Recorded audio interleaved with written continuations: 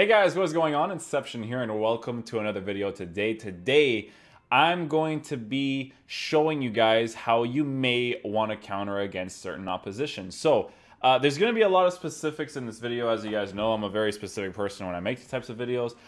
This type of video is going to show you guys what may or may not be the best type of situation for you or formations for you to use against other players. So, we're going to start it off with... because formations are very important to this game. People don't really think that they're that important, but they're really important. In foot drafts, I can't even use the 4-1-2 and 2 anymore because people just completely destroy me on the sides and all that kind of stuff. So again, I'm getting sidetracked, but I need to show you guys what you can and maybe shouldn't do when you're facing certain opposition. So the formation that you use, you'll always have a default formation that you use, right? So my default formation that I use in the beginning of the game is going to be the 4-2-3-1, right? So when I use the 4-2-3-1, I set it up like this. I put Mkhitaryan over here to the left side, and then I use Martial as the striker. So the reason why I have this set up is because, as you guys know in the 4-2-3-1 video, I explained that I like to have the high work rates on the left mid and right mid side, so that way when I tell the instruction for them to come back in defense, which is this one right here, come back on defense, it allows my players to basically not leave space on the sides, right? So when I do that, the thing that I notice when I use the 4-1-2 and 2 a lot is the fullbacks, they push into the middle, right? When it's a 4-1-2 and 2. And I really dislike the formation now.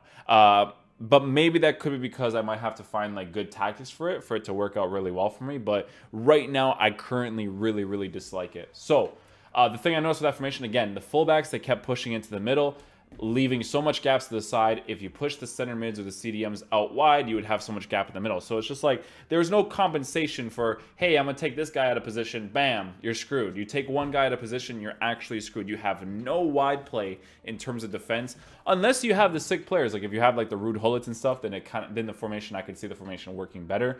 But you know, if you're going to use players like Tolisso and Firmino, it's not really going to work out that well. So you have your default formation. You start off on the 4-2-3-1 or the 4-1-2 and 2, whatever it is you start off with. As you are playing against your opponent, you're going to notice specific things that are starting to happen against you. And this is why I always tell people that when you play draft, focus more on the fun factor, because if you're facing someone and you literally can't change formations, but you know that you have to, you're just going to be screwed. You have to do the best under the circumstances that you're in, right? So let's just say, for instance, I come up against someone who's trying to exploit the middle of the pitch, right, in my team all the time. And it's working out really well for him, right? If I'm using this formation, my instructions are already going to be, right, stay back while attacking for the fullbacks.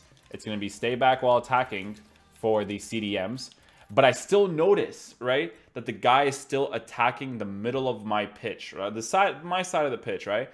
Instead of having Firmino just be on the instructions of stay on the edge of the box, I'm also going to tell him to come back in defense.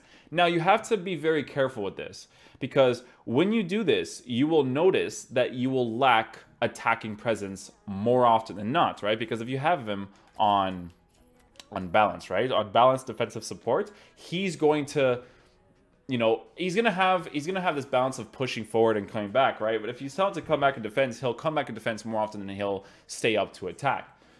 When you do that, you'll be more defensively stable in the middle, but again, you'll be lacking a little bit more on the attack, right? But if you can attack with your 3 players, that's perfectly fine, right? Because this game revolves more around defending than attacking, let's be real. That's kind of like the way the situation works right now. So if you do that, you can block the middle. If you notice that the guy, again, is still attacking in the middle against your formation and your midfield is doing well, you have to maybe adjust your tactics, right? So if you adjust your tactics, it really depends. And again, the guy could just be a good player. He could just be destroying you. But the formation is very important in terms of if you're going to do well or worse against someone, right? If you notice that he's still attacking your midfield really well and your players are still pushing out of position like crazy, lower that speed like crazy, lower that passing like crazy, make your team unorganized, put the shooting high, put the crossing low. When you do the crossing low, that means less players go into the box and they stay more outside of the box. Your CDMs don't push inside like a bunch of idiots. If you put your passing low, that means they'll come closer to the ball in order for them to basically give you support, right? So changing your tactics and your formation is very good in terms of the situation that you're in, right? The good thing about someone always attacking the middle, right, is that you'll still have the left mid and the right mid up. So what you can do, right, is that instead of telling your players to come back and defend, you can tell your players to stay forward, right? So if you tell your players to stay forward, you don't have that support on the left mid and right mid side. But since you know that the guy is either attacking with a 4-1-2 and 2 bracket 2 and he keeps trying to pummel through your midfield, you'll have players like Tolisso, Laurent Blanc, or anybody defensive, right, to be able to defend against opposition better, right, and be able to attack against them better too. Because if they're using a 4-1-2 and 2, right, and that formation is working out really well for them in the middle, they're not going to have support on the sides, right? And then what happens, right, is that you can do a little bit of a risky thing, right?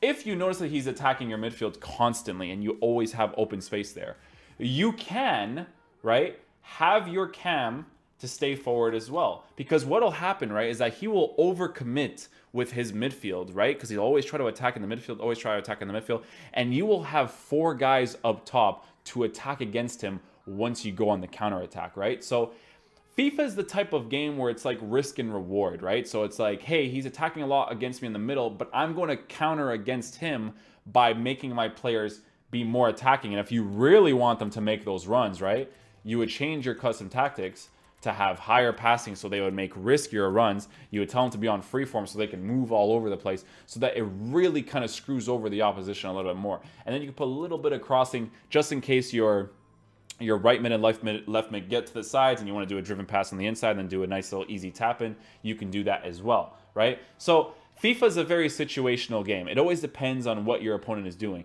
If you notice, right, that your opponent is using his fullbacks to always overlap against your defense, again, you can switch your instructions. And again, your custom tactics are very important against your instructions, right? So you can tell your left mid and your right mid to come back in defense, right? If you notice that he's doing it, this is if you're approaching it as a more defensive style, right? You switch to this formation 4-2-3-1, right? You tell him to come back in defense. You tell your CDMs to stay back while attacking as well. So that way, when your fullbacks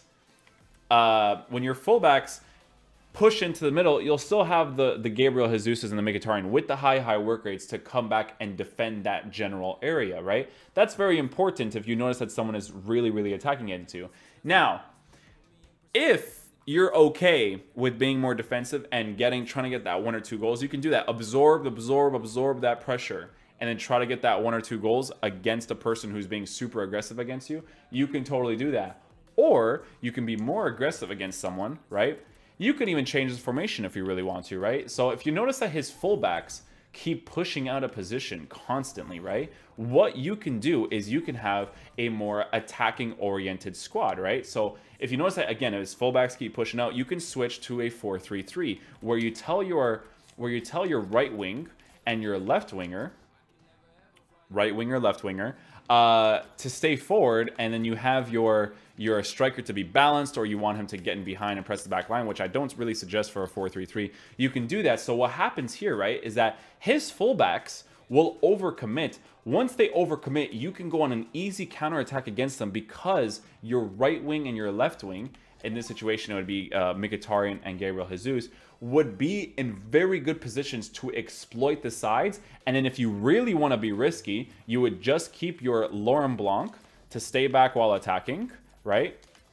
Which is this one right here. And you would have your center mids to help your right mid and your right wing and your left wing on the attack. And again, you'll be very vulnerable at the back, but it's risk and reward, right? And then you can tell your midfielders to be on balanced attack, so you can have some sort of defense, but a little bit of attacking as well, depending on the work rates and the tactics that you have.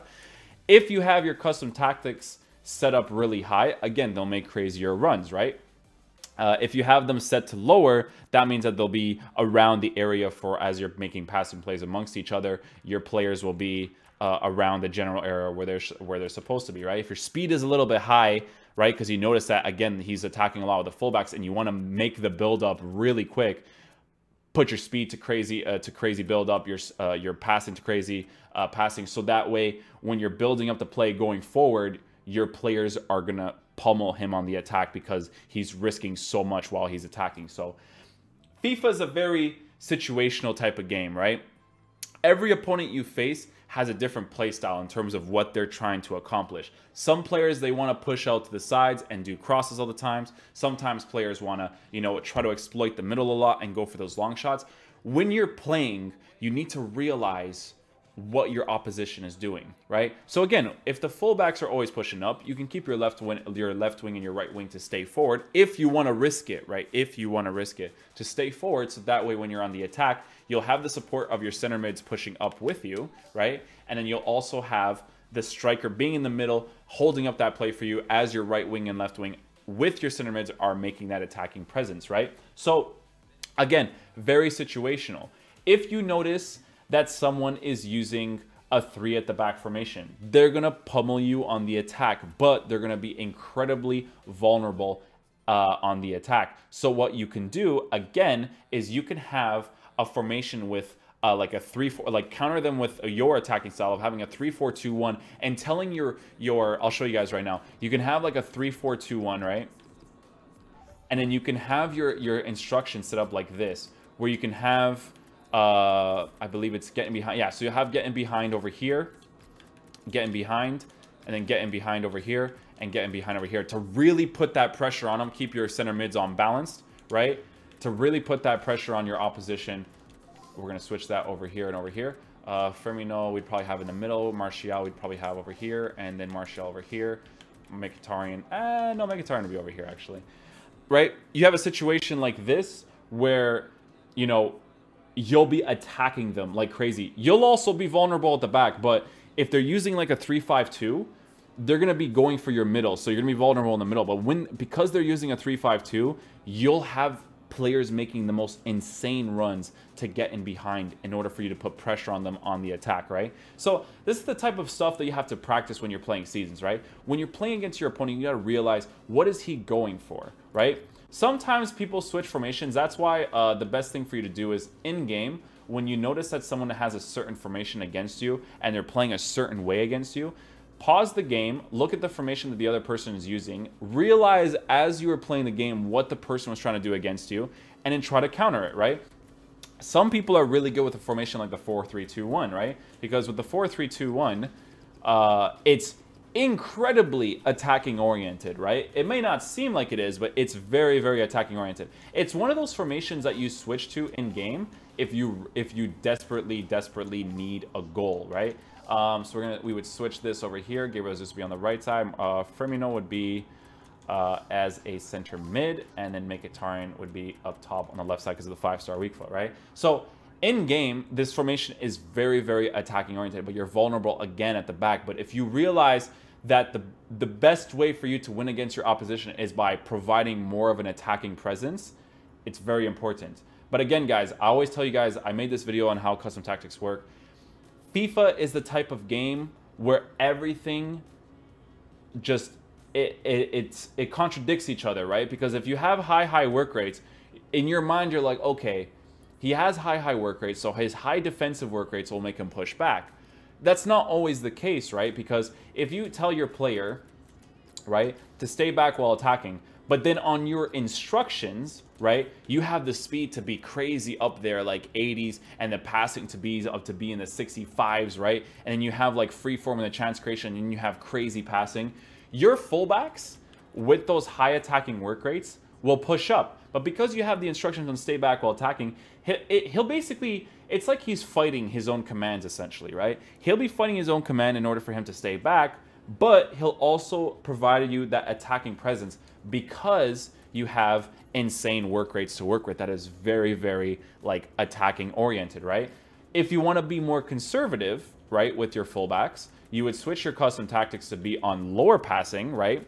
And you would switch the shooting to be like 55-ish, you would put organized, crossing probably not so much. And then your speed would be lower, right? Because you don't want your fullbacks to push out of position too much. And then your passing to be like in the 25s, or you can even put them in the 55, so that, you know, there's a little bit of space, but their build up from your final third to their final third isn't crazy, but you want a little bit of space between your defenders. That's what you would do, right? So custom tactics, instructions, and formations is not down to, hey, this is the most overpowered custom tactics and instructions, this is the most overpowered formation. It's really comes down to what your opponent is doing in the game and having an understanding of what custom tactics you should use against them. I'll always mention that in the video because it's very important, because people always ask, like, either me or other players, what's the custom tactics to use? And it's very important to figure it out for yourself, what you want your players to do in this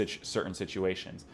I myself am the type of person that I'm very stubborn with the formation. So sometimes I stick with the 4-2-3-1 bracket too, but I realize, like, yo, this guy is still pummeling me in the midfield. So I should pummel him back by attacking like crazy against him. But sometimes I'm scared to make that risk in order for me to attack. But the risk outweighs the defensive presence that you have sometimes, right? The reason why I say sometimes is because defending in this game is really overpowered because of how overpowered defensive AI is, right? So it's actually better for you to absorb that pressure and then attack afterwards because of how overpowered the AI is. Now, if the game worked out in a certain way, like it does in real life, if you play this super defensive style of play, you can have this thing where, you know, if you're playing super defensive, your players actually lose energy, so it's actually worse for them to defend. If EA made a concept like that, then players wouldn't be so defensive. So that's why you guys will notice that people, when they're playing FUT champs, they're more defensive oriented than they are attacking oriented, because the gameplay mechanics works more around defense than it does on the attack, right? So that's why you have to be very careful when you're playing this game, especially in FUT champs, because it's literally all about, most of the time, just basically, if you don't have like the crazy good players, it's mostly about just being smart on defense and then trying to get those few goals from time to time, right? And again, everyone has their own different play style, but because of how the game mechanics revolve around, it's really based off of defending. So you have to be very careful with that. But that's gonna be it for the video today, guys. I hope you guys did enjoy it. Again, each formation, tactics, and instructions contradict each other all the time. High work rates will contradict if you have high passing or low passing and all those kind of things. They'll always be in conflict with each other because you're telling your team to do one thing, but then your players' work rates will tell them to do another thing. So you have to be very careful with how you set up your team against certain opposition. You'll notice in the first like 10 minutes sometimes, like, hey, this guy is really destroying me right now. This guy is so much better than me. Sometimes that's not the case. Sometimes his tactics and his instructions and his formations is just better than yours. So don't get me wrong, there are good players out there, and there are people that are probably generally better than you. Even if you change your formation and change your tactics, they just know what to do in every situation. But sometimes it's really down to the formation. And sometimes I realize that when I played like Division 1, where it's like, wow, this guy is really pummeling me in the midfield. I need to change my formation so that I have more presence in the midfield, but then I have attacking presence on the sides so that he's screwed on the defensive side, right? So you'll notice these things a lot as you're playing FIFA, and these things will definitely help you out if you want to win more games in this game. But that's pretty much it, guys. I'm sorry that the video, I mean, I always say I'm sorry, but I know that you guys like when the videos are this long, so I do appreciate the support on the YouTube channel, guys. Thank you guys so much for subscribing, for watching, and just hanging out on the YouTube channel. The comment sections are usually pretty sick to read. It's really like cool to look forward to you guys, the discussions that you guys have in the chat. And as you guys know, the questions that you guys usually ask in the chat, I usually answer in a form of a YouTube video. So that's why you guys will never see me answer them in the comment section, because answering one person rather than answering everybody with that one question, I feel like is a little bit better, right? So I hope you guys did enjoy the video today. If you guys did, please drop a thumbs up on it, and I'll see you guys later. Peace.